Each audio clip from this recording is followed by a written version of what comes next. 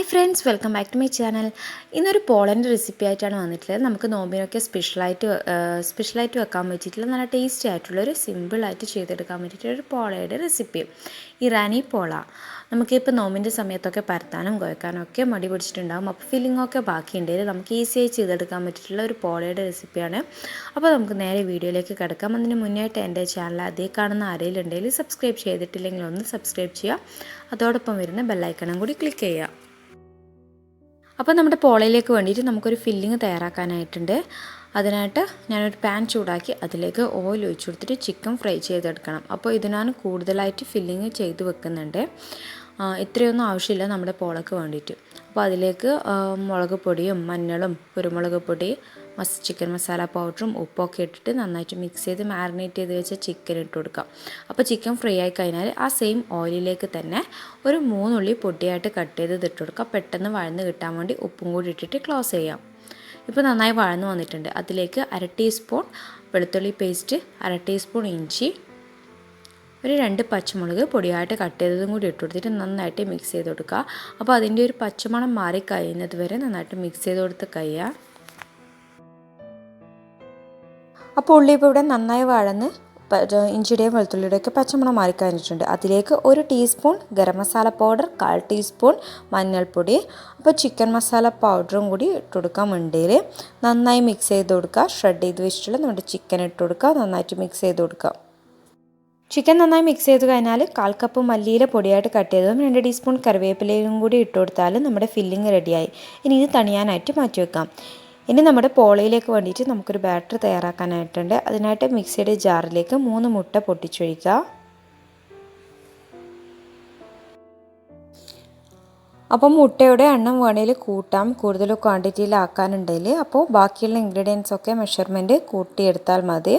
ഇനി നമുക്ക് മുട്ടയിലേക്ക് 1/2 കപ്പ് മൈദ ഇട്ട് കൊടുക്കാം. മൈദയുടെ അളവ് കൂടിപ്പോകാൻ പാടില്ല, അപ്പോൾ പോള നല്ല ഹാർഡായി പോകും.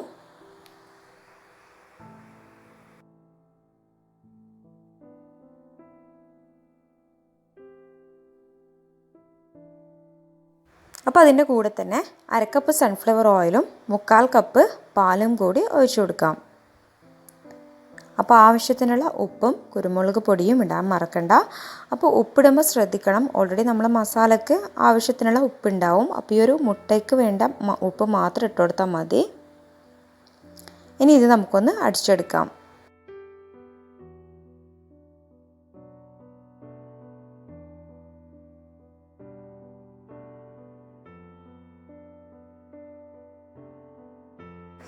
ഇനി നമുക്കിതൊരു ബൗളിലേക്ക് ഒഴിച്ചു കൊടുത്തിട്ട് അതിലേക്ക് നമ്മൾ നേരത്തെ തയ്യാറാക്കി വെച്ചിട്ടുണ്ടായിരുന്ന ഫില്ലിങ് ഇട്ട് കൊടുക്കാം.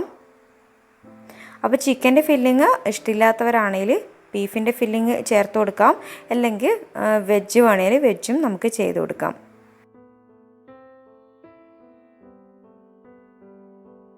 നമ്മളിതിലേക്ക് 1/2 കപ്പ് ഫില്ലിങ് മാത്രമേ ചേർത്ത് കൊടുക്കണ്ടൂ. കൂടുതൽ ആഡ് ചെയ്ത് കൊടുത്താൽ കഴിക്കുന്ന ടൈമിൽ ടേസ്റ്റ് ഉണ്ടാവില്ല.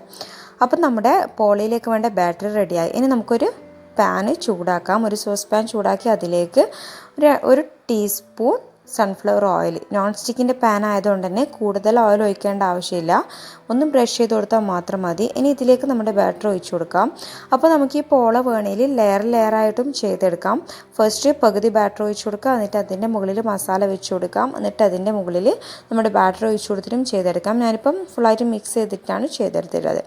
എന്നിട്ട് ഇതിപ്പോൾ ഇതിൽ കുക്കായിട്ടുണ്ട്. ലോ ഫ്ലെയിമിൽ ഒരു 20-25 മിനിറ്റ്സ് വെച്ച് കൊടുത്താൽ നമ്മൾ അടിപൊളി പോള റെഡിയാവും. അപ്പോൾ ഇത്തിരി മൊഞ്ച് കൂട്ടാൻ വേണ്ടിയിട്ട് സ്ലൈസ് ചെയ്ത് വെച്ചിട്ടുള്ള തക്കാളിയും കൂടി ഇട്ടെടുത്തിട്ടുണ്ട്.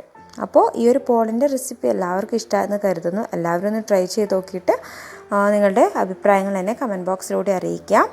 അപ്പോൾ വീഡിയോ ഇഷ്ടമായാൽ ലൈക്ക് ചെയ്യാനും ഫാമിലി ഫ്രണ്ട്സിനൊക്കെ ഷെയർ ചെയ്ത് കൊടുക്കാനും മറക്കരുത്. കൂടാതെ സബ്സ്ക്രൈബ് ചെയ്യാതെ കാണുന്നവരുണ്ടെങ്കിൽ സബ്സ്ക്രൈബ് ചെയ്യുക. അതോടൊപ്പം വരുന്ന ബെല്ലൈക്കണും കൂടി ക്ലിക്ക് ചെയ്യുക.